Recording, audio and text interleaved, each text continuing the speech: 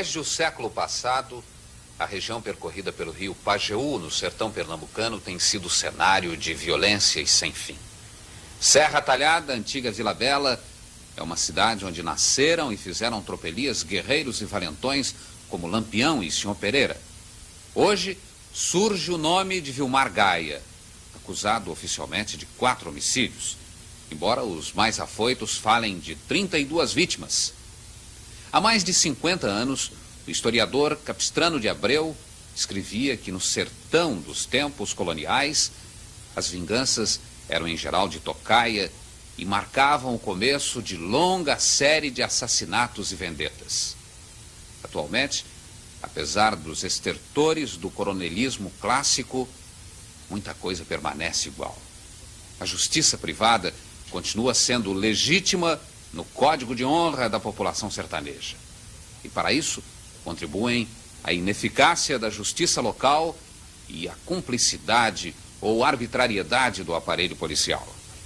De qualquer modo, a violência em Serra Talhada não pode ser comparada àquela existente em regiões metropolitanas como a da Baixada Fluminense. Investigando a violência em Serra Talhada, o Globo Repórter de hoje colheu os depoimentos de observadores neutros e apaixonados. Apenas não pôde ouvir Vilmar Gaia, escondido em lugar tão secreto que nem seu advogado sabe onde se encontra.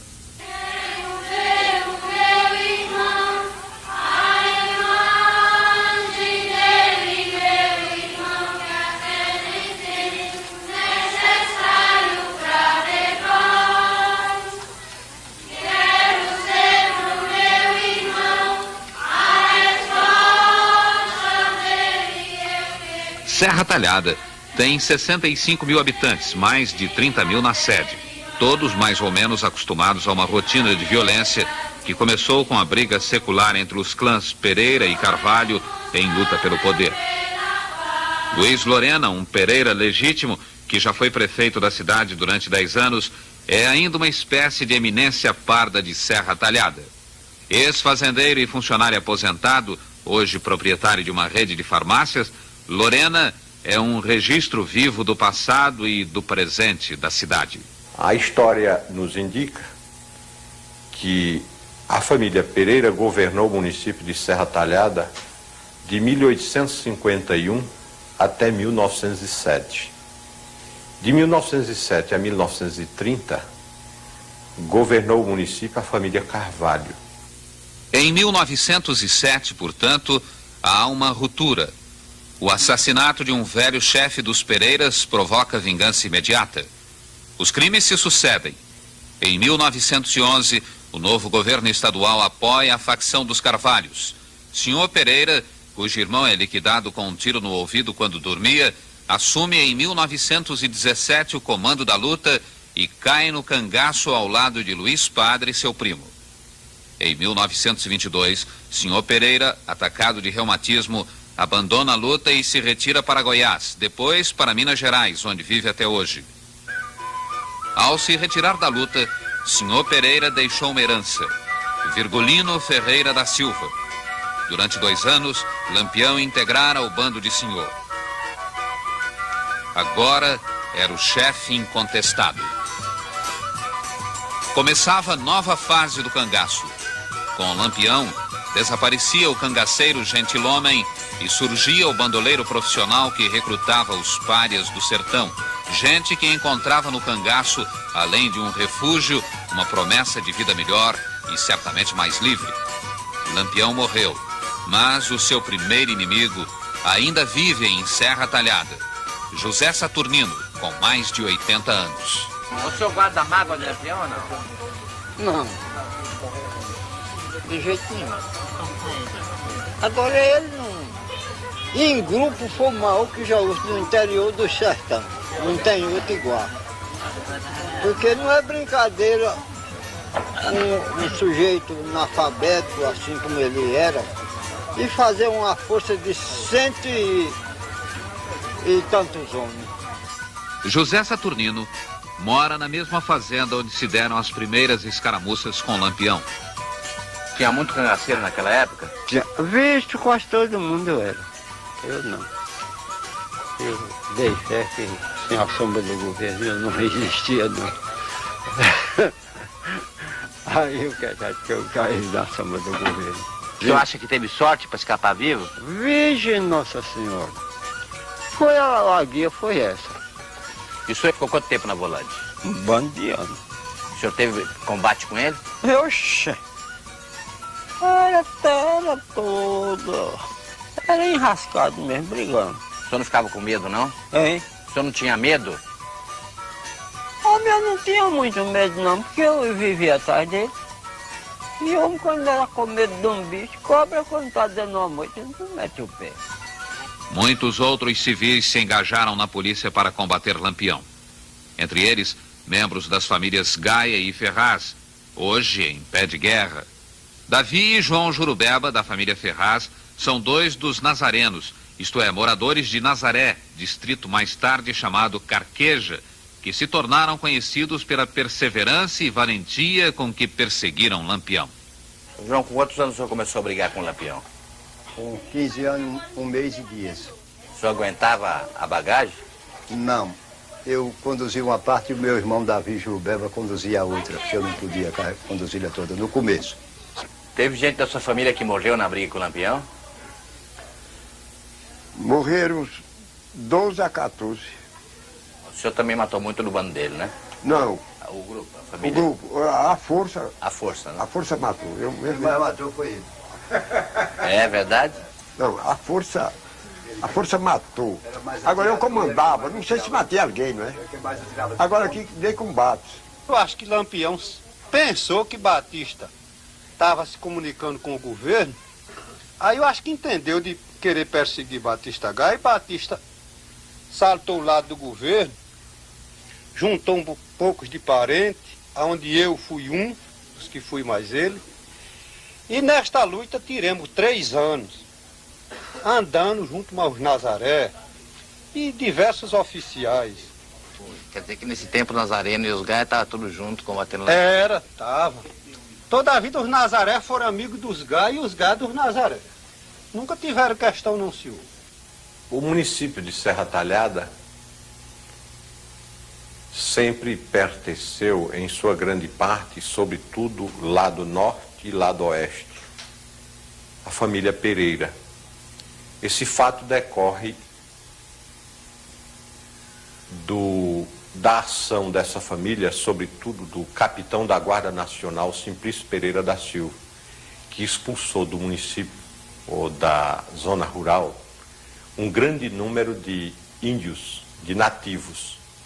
E, consequentemente, eles conseguiram do governo, no começo, até o meado do século passado, aforamento de grandes áreas no município de Serra Talhada.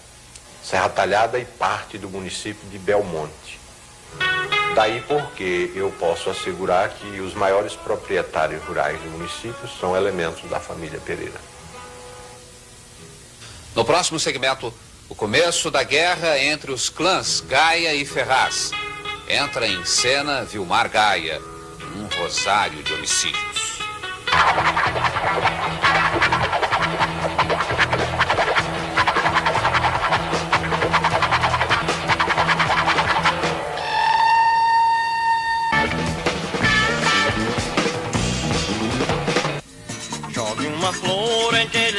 No ano de 1975, Vilmar Alves Magalhães, por Vilmar Gaia, começa a tornar-se um mito. Nascido em 1949, Vilmar fez exame para a Polícia Militar quando a briga ainda não tinha começado. Foi reprovado. Segundo algumas versões, ele foi informante da polícia durante algum tempo. Qual a atual situação jurídica de Vilmar Gaia? Vilmar Alves Magalhães, Vilmar Gaia, responde atualmente a 4 processos. 3 em Serra Talhada e 1 na cidade de Salgueiro. Apesar de, inicialmente, a acusação era de que ele responderia por 32 homicídios. Não há pronúncia em nenhum desses processos. Ele está em liberdade em virtude de habeas corpus, que anulou a preventiva que o levou à prisão. Apenas nós não podemos saber, porque esses processos já estão concluídos, quando ele será pronunciado. E como ele não sabe se essa pronúncia chega primeiro mandado antes da notícia, é que ele está atualmente em lugar incerto e não sabido nos sertões do interior do Brasil. Os jornais também falavam de uma guerra santa entre as famílias Gaia e Ferraz.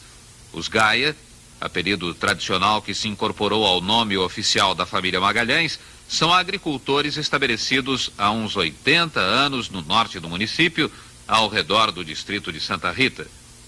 São mais de 1000 pessoas que ocupam uma área de 18 quilômetros de comprimento por 1 quilômetro de largura, com mais de 50 propriedades que medem de 20 hectares a 1000 hectares. Essa área chama-se São João dos Gaia. A terra é fértil, dá milho, algodão, feijão, arroz e cana. A família Ferraz, também tradicional, é composta de comerciantes, fazendeiros médios, funcionários públicos. Como lembrança dos tempos de Lampião, muitos membros da família Ferraz seguiram carreira na Polícia Militar. Primeiro crime: Alberto Cipriano, Adalberto Moura, dezembro de 1970, mortos durante a seca numa frente de trabalho em São João dos Gaia. No fim de semana, na hora do pagamento, 2 soldados de polícia organizavam as filas para acesso ao tesoureiro, ao pagador. E nessa ocasião houve o desentendimento entre os 2 soldados de polícia e alguns elementos da família Gaia. Aí ele chegou, aí falou, disse, não estou procurando por isso não. É o seguinte, eu estou mandando você afastar, seu cara safado. Aí me empurrou, me deu um empurrão, né? Quando ele me empurrou, aí o outro me pegou, né? Me pegou. Quando ele me pegou, aí o outro pulou para trás e ficou atirando em mim, né? Aí depois continuou aquele tiroteio, né? O povo atirando e depois saiu o tiro de todo lado, né? E acontece que a questão começou desse tempo. Segundo crime: João Batista Gaia, julho de 71.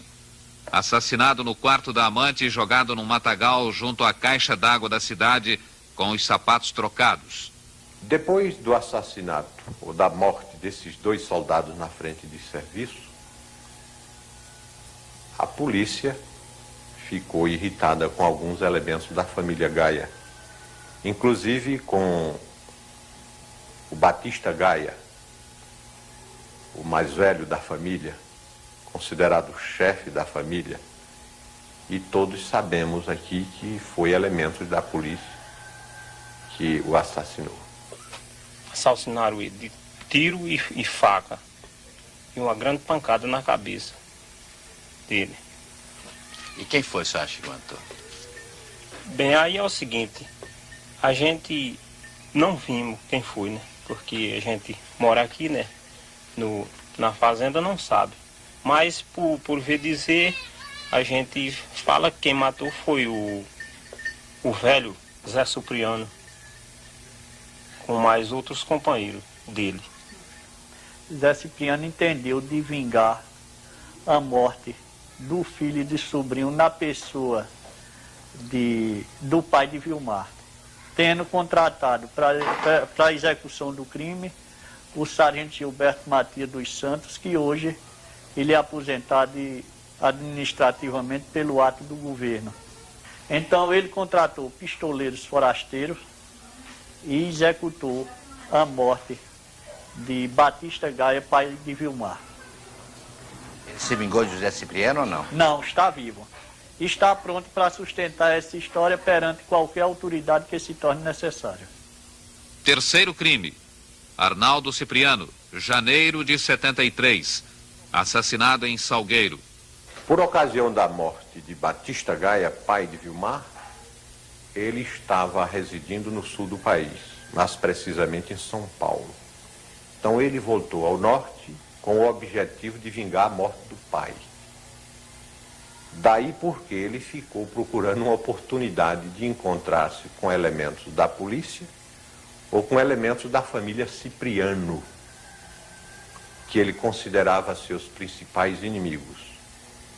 E todos sabemos que ele participou do assassinato do Cipriano, de do filho de José Cipriano, em Salgueiro.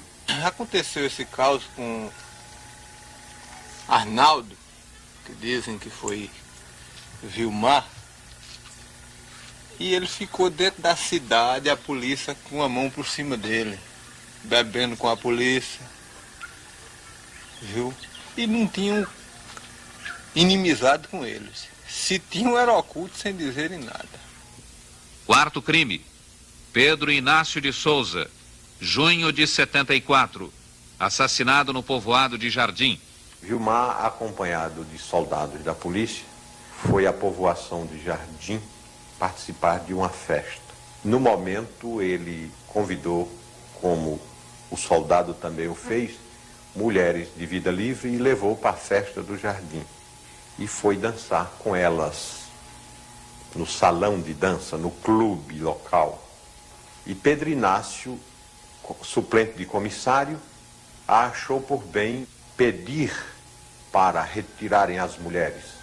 Houve discussão, daí gerou o conflito, que resultou com a morte de Pedro Inácio. Quinto e sexto crimes. Antônio Augusto Gaia, Natalício Nogueira, 13 de outubro de 74. No mesmo dia, Vilmar matou Antônio Augusto, seu primo, e o soldado Natalício, primo de Irineu Ferraz. O veículo de Vilmar acidentou o veículo de Antônio Augusto na rodovia entre Serra Talhada e Santa Rita.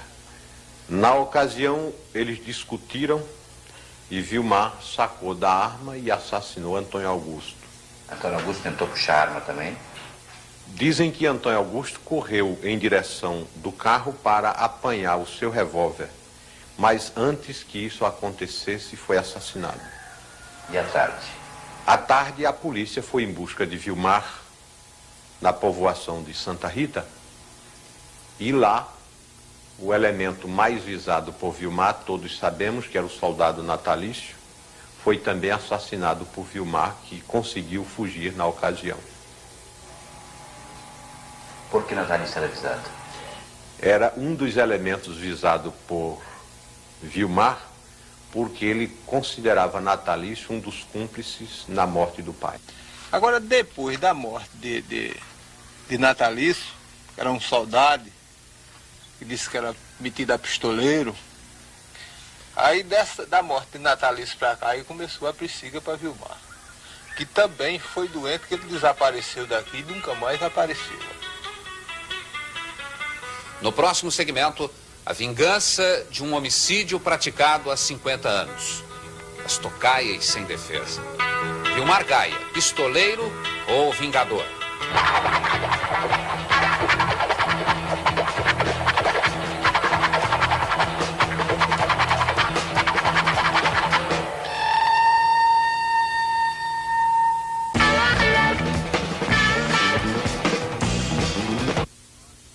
No sertão, os ódios costumam durar muito tempo, e a vingança, mesmo não vindo a cavalo, acaba chegando.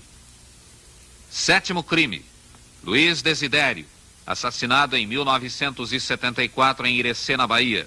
Em 1926, houve um assassinato aqui no município de um cidadão que deixou um filho menor, o Baiãozinho, e decorridos tantos anos, ele, sabendo que o inimigo, Desidério, estava morando em Irecê, no estado da Bahia, convidou Vilmar e foi assassinar na Bahia o seu inimigo. O fez e assumiu só a responsabilidade do crime. Respondeu o júri, e todos sabemos que o júri no sertão tem tendências para absolver réus que procuram fazer vingança, sobretudo quando esta vingança é da morte do pai. Quantas pessoas você realmente já matou? 3 pessoas somente. Quais foram as pessoas? Natalício, Antônio e Pedro Inácio.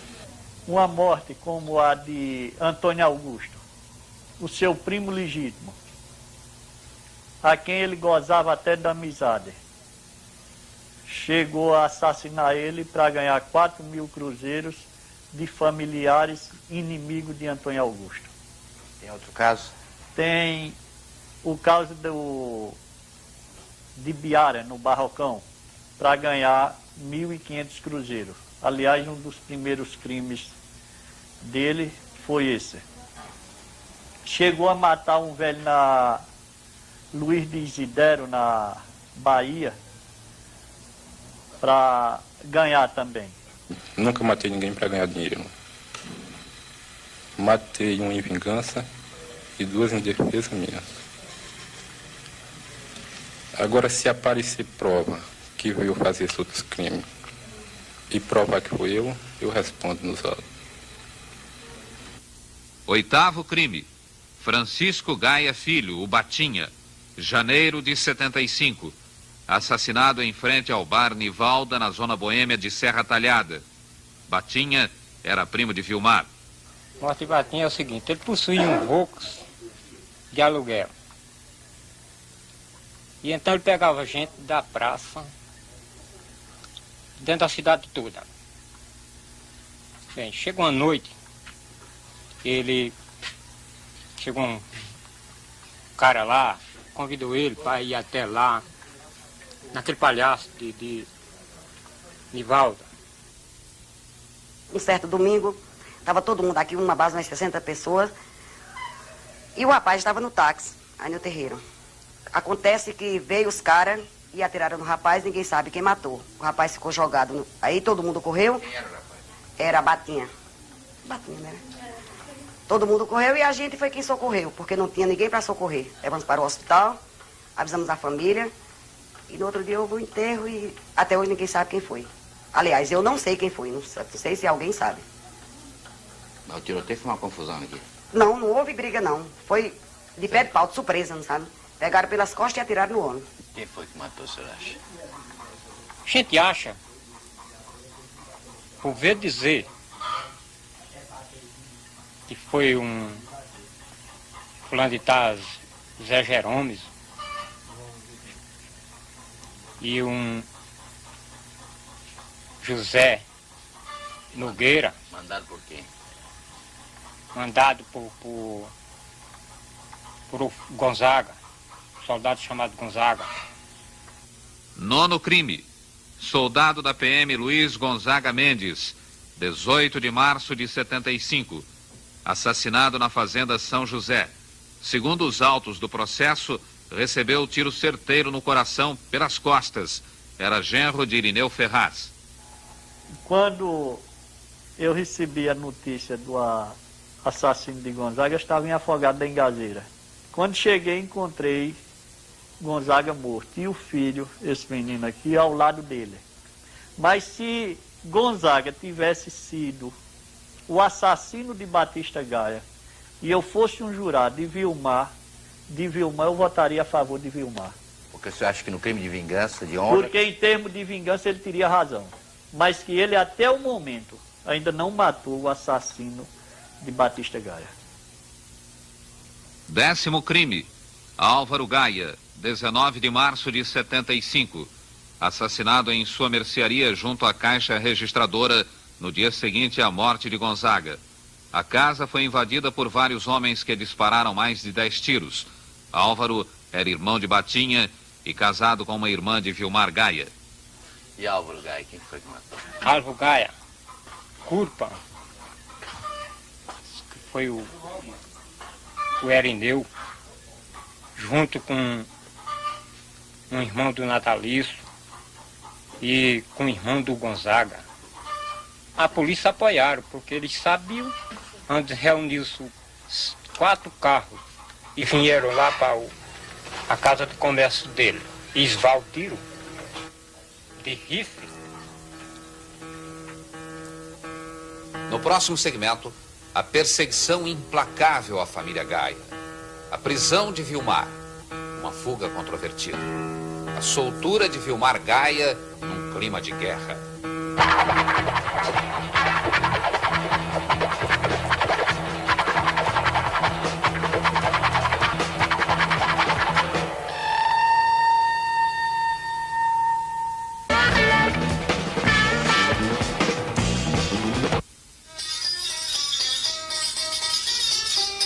De outubro de 1974 a março de 75, a família Gaia sofreu muito. Não conseguindo encontrar Vilmar, a polícia perseguia os Gaia. Proveniente desses causos, fomos homens que ficamos perseguidos pela própria polícia, pelos inimigos que se reuniam com a polícia para vir espancar as famílias, como aqui mesmo na minha região, aqui eles amarraram gente, espancaram, fizeram mulher deixar a criança perdida pelo mato.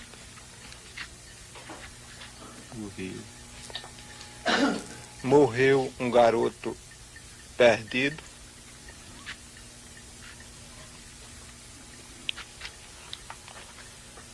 E Como é que por... morreu? Hein? Morreu como? Ora, se a mãe com medo deixou o garotinho inocente, perdeu-se. Não acharam como? Portas quebradas. Quebraram porta, amarraram gente, mulher quebrou o resguardo. Eu mesmo fui de uns que fui um camarada que fui perseguido pelos inimigos, pela polícia. Fui preso, injusto, sem dever nada a ninguém. Eu fui um sujeito que sou um homem de uma maneira que eu tenho até vergonha de contar. O assassinato em dias consecutivos de Luiz Gonzaga Mendes e Álvaro Gaia obrigou o governo estadual a intervir. Delegado e policiais foram transferidos após uma inspeção do capitão Jorge Luiz Moura, que procurou conciliar os ânimos e levar de Recife autoridades não comprometidas com as facções em luta. Em abril de 75, foi nomeado delegado especial o então capitão José Ferreira dos Anjos, hoje major. De abril a agosto, o major Ferreira prendeu vários pistoleiros. Faltava o principal, prender Vilmar, o que só se deu em 20 de agosto de 75 no Ceará. Como foi que aconteceu a sua prisão? Aconteceu a minha prisão, eu estava na fazenda Quitéria, no Ceará.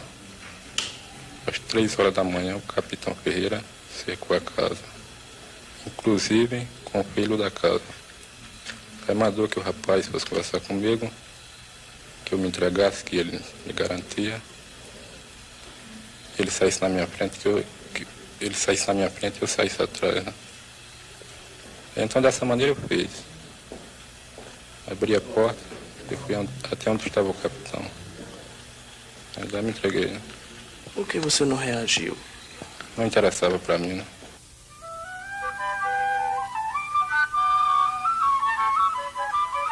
Recolhido à cadeia do quartel da PM em Serra Talhada, porque as celas da delegacia não ofereciam segurança, Vilmar ficou preso durante 3 meses. Nessa época, o mito do Vingador já estava formado.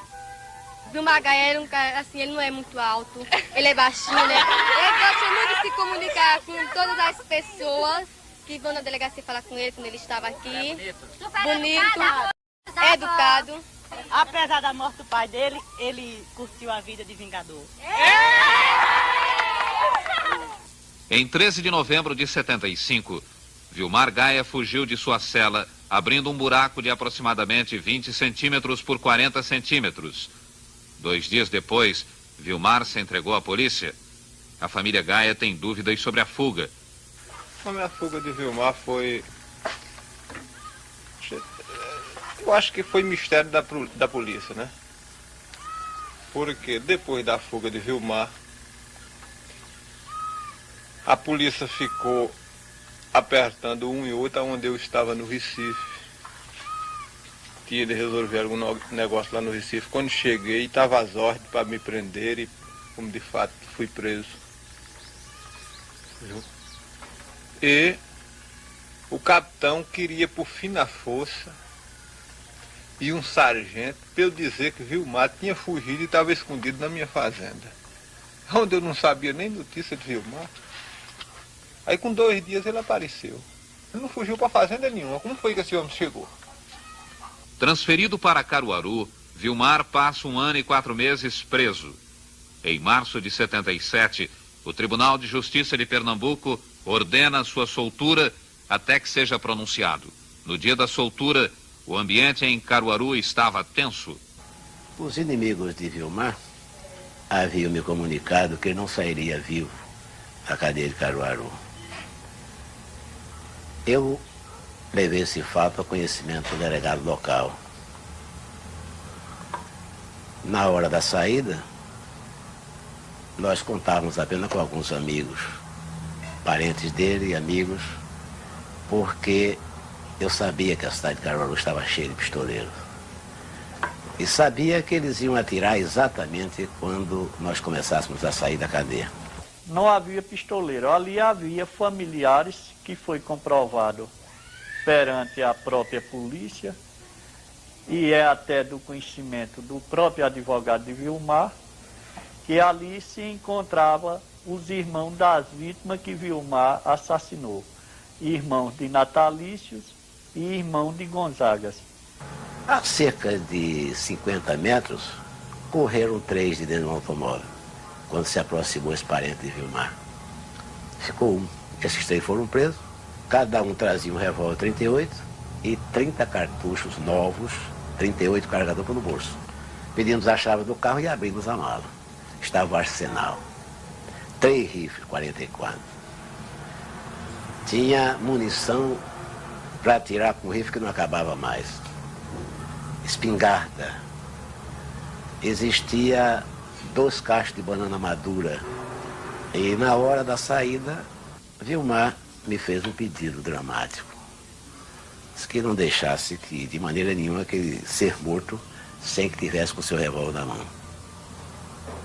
Diante dessa situação, eu mandei buscar em determinada residência o revólver dele, o 38 carga dupla de cabo de madrepérola.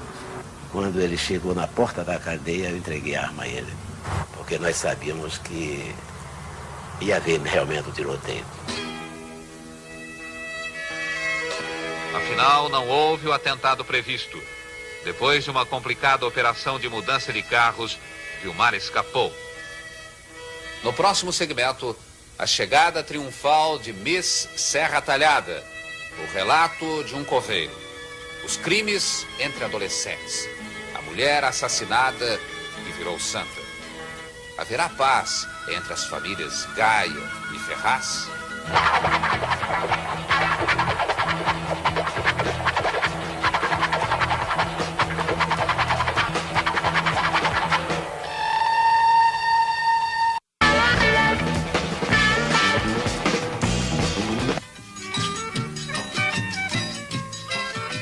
Dia festivo na cidade. O povo espera a chegada de Miss Serra Talhada, desclassificada no concurso estadual. Nos 3 anos anteriores, Miss Pernambuco tinha sido uma representante do município. Para desagravar o que considerava uma injustiça, a população de Serra Talhada resolveu oferecer à sua Miss uma recepção calorosa. Nesse dia, a violência cotidiana parece uma coisa distante. Filho de coveiro, 40 anos de profissão, José Lima, cego de um olho, administra com capricho as cruzes e lápides do cemitério novo. Sabe das causas de morte: violência, doença, miséria. Tem muita gente de morte matada aqui? Tem, diversos tem. O senhor podia mostrar? Posso, pois não. Aí um. O que mais? Que outro? Como é que morreu esse moço? Como ele morreu? É. Dizem que foi lá no ginásio. E como é que foi? Eu vi dizer que foi matado, senhor. Antônio Carlos Rocha, adolescente, morreu na sala de aula. O assassino, também adolescente, atirou da janela com uma espingarda de caça. Motivo do crime: a disputa de uma namorada. O assassino está foragido. Nós tivemos aqui, no meu comando, não na cidade de Serra Talhada, mas na cidade de Carnaíba, no distrito de Ibitiranga, um crime que foi praticado por pistoleiros. Esse pistoleiro recebeu 300 cruzeiros para matar qualquer um que fosse da Polícia Militar por problema de vingança. Hoje os crimes que há em Serra Talhada é em defesa de honra e moral de família. Aqui é a filha do seu Alexandre. Como é que ela morreu? Ela morreu de um desastre de um revólver do menino dela. O irmão dela vinha da escola, disse que deu nela. E levantou o revólver disparou na criança. E essa outra aqui? Essa daí é dos Moraes, família Moraes. Está em São Paulo, o pai dele. O que foi? Do que morreu? Morreu do negócio do desastre de uma espingarda de cartucho.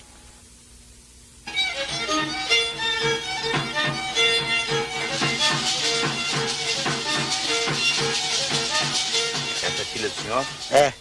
Quantos filhos o senhor teve? Eu? 6. Estão vivos todos? Não, senhor. Só tem vivos somente 3. E 3 faleceram. Uma morreu de dentição e a outra morreu de febre e a outra de negócio de sarampo. Há pouco tempo, um homicídio abalou Serra Talhada. Por que esse impacto num lugar onde os crimes são tão comuns? Um homem matou a mulher. Eram casados há 18 anos. Francisquinha Godoy, professora de família importante, tinha sofrido anos de martírio, diariamente espancada pelo marido. Francisquinha virou santa.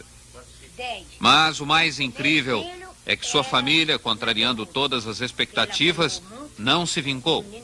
O assassino está preso na cadeia de Serra Talhada, vivo. Ela deixou uma menina com idade de 1 ano. O que aconteceu, ela estava de joelho aqui, rezando. Ele entrou e deu uma pancada na fronte dela, aí furou. Quando furou, que o sangue saiu, ela vai se levantando e foi gritando: "Vala-me Nossa Senhora do Perpétuo Socorro", só foi o que ela disse. Aí foi arriando as duas mulheres, ele foi arriando. Quando ela foi arriando, aí ele atirou. Ele não atirou de cima dela, ele pastou para trás da coluna, porque eu estava aqui e vi da onde ele atirou. Aí ele atirou, aí pegou, ela recebeu 2 tiros. Esse aqui e outro que pegou numa pá, saiu lá nela no pescoço. Aí ela, por exemplo, bateu com o rosto aqui. Esse é o rosto dela. Esse é o rosto dela, isso aqui é o rosto dela. Aí ele ficou escorada na cama. Quando ficou escorada na cama, mas eu não vim aqui não. Eu corri, porque eu acompanhei ele. Quando ele saiu, que se retirou, que saiu, eu acompanhei ele até a porta da cadeia. E ela daí ficou santa? Como é que foi?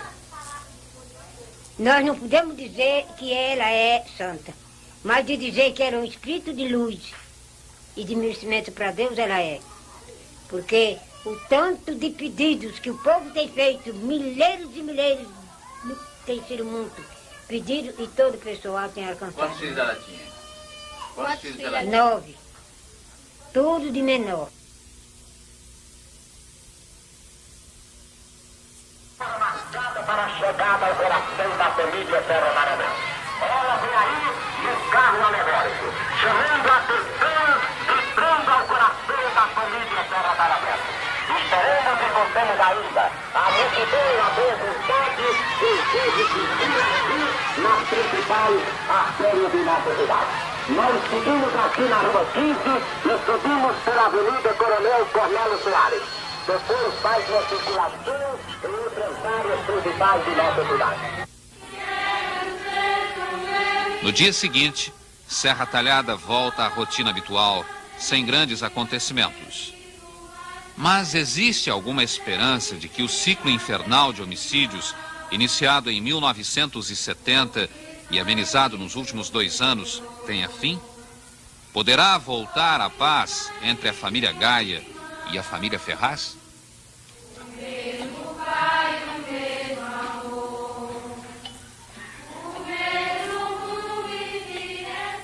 Eu não considero que a família Gaia seja inferior à família Ferraz, não. Considero iguais. Agora, em uma segunda investida, a vida de um da família custará a vida de muitos outros. Sei o que, se nós investirmos contra a família Gaia, custará a vida de muitos serrais. Depois da prisão de Vilmar, fez um paradeiro. E na soltura de Vilmar, estava assim como quem queria, parece que arrebentar novamente. Aí tratemos de um acordo, eu com o tenente João Jurubeba e o tenente Davi, achei eles uns moços de acordo, uns homens boas conversas.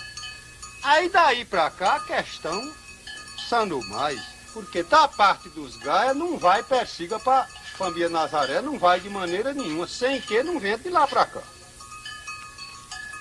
O que houve já é suficiente, sendo que eles, da família Gaia, procurem controlar Vilmar, viver ausente da nossa convivência, como sinal de respeito, não como medo, que acredito que nenhuma família sertaneja tenha medo de outra, mas sim deve ter respeito, e imprimindo respeito, pode haver paz.